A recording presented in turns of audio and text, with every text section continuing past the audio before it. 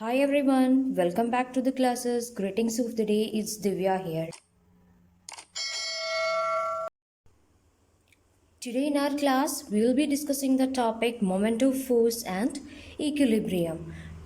Now, let's see in this topic, we are going to discuss moment of force or torque, types of moment, what is equilibrium, and what about the principle of moments.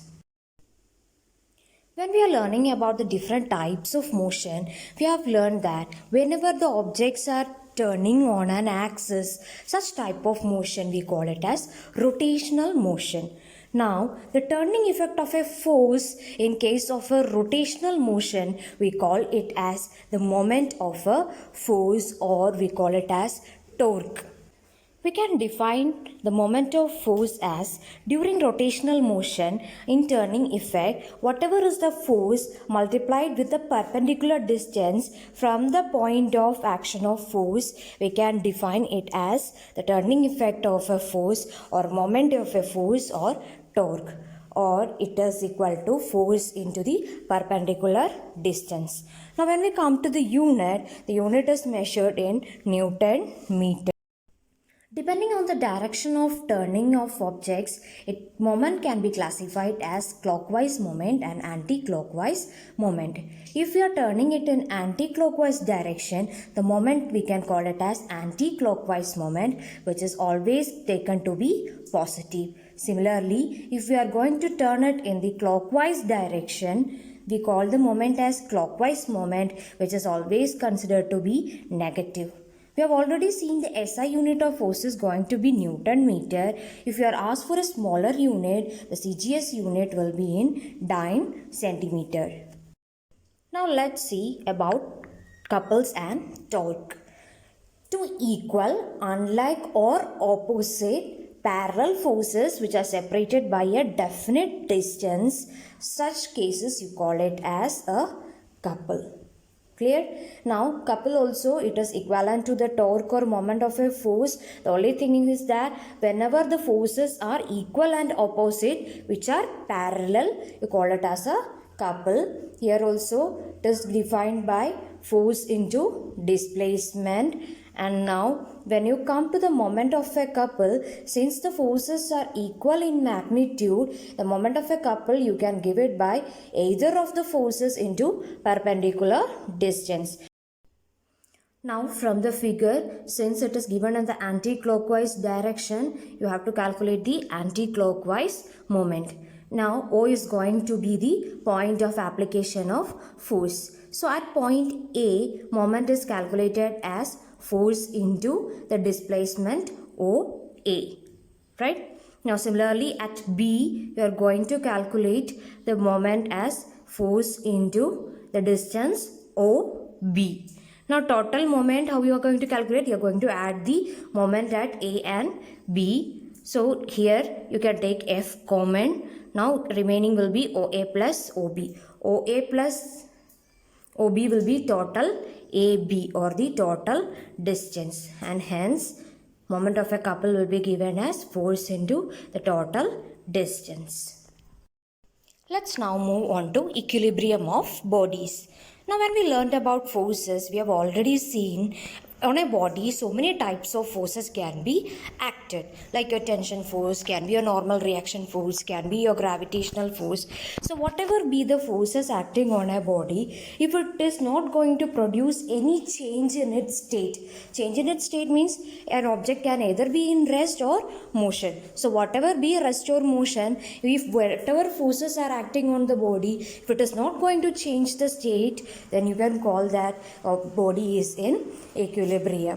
So in such cases, the total clockwise moment and anti-clockwise moment will be equal also. Now there are some conditions for equilibrium, that is what we have already seen. Whatever be the resultant of all the forces acting on it should be equal to 0. The resultant should be equal to 0. The second condition for equilibrium is that the algebraic sum of moment of all the forces which is going to act at the point of rotation should also be equal to 0. So these are the two conditions for equilibrium. Now equilibrium is of two types, static equilibrium and dynamic equilibrium. Static word meaning body at rest, dynamic meaning body in motion. Now for an equilibrium cases, whatever forces acting on our body, if it is not going to change the state of rest, you can call it as static equilibrium.